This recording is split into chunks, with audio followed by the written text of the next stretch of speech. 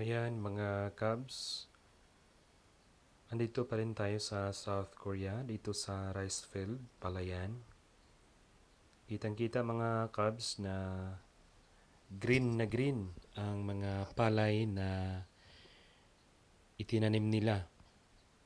More or less, siguro ito mga 3 months. Ayan, makita mo ang kahon-kahon na palayan. Actually dito meron silang mga patubig kasi yung poste na yan merong Jetmatic na water pump na naka-electric na yan. I-push button mo na lang at saka merong tubig. Ayan. Okay, ito na yung pangalawang baitang ng palayan. Ayan, makikita ninyo. Ito medyo mas maliit.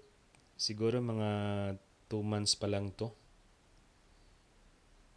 Ayan, makikita ninyo na kumpleto talaga ito sa fertilizer and spray. Kaya mga Cubs, talagang ibebenta ang mga to at saka kunting para sa pamilya. Mga ilang sako lang. Okay, so ngayon papalabas na tayo sa labasan. Mag-i-exit tayo. Ayan. Dito na tayo sa primary road. Ayan, Palayan pa rin at nakikita.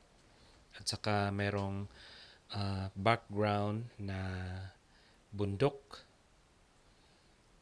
Talagang green na green. At sa siguro mga 3 kilometers from the highway. Ayan, dito na tayo sa secondary road. Ayan, sa kanan makikita ninyo na merong mga greenhouses. Diyan itinanim yung mga watermelon, patatas, at saka mais. Ayan. Actually, hindi pa naman winter dito ngayon. Ayan, Palayan pa rin. Dito na tayo sa highway talaga. Dito sa Chungju, South Korea. Napakalinis ang kanilang highway. At sa mga oras na ito, konti lang yung mga sasakyan.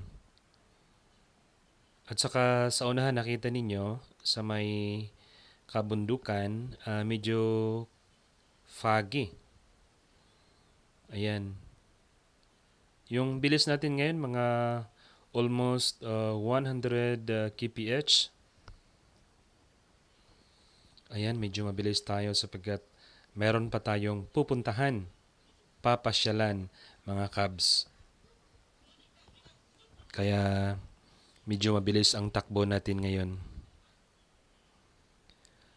Sabi nila, ayan, fabrika yan.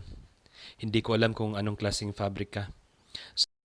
Mga Cubs, maraming salamat sa panonood. Thank you for watching. Thank you for watching. Thank you.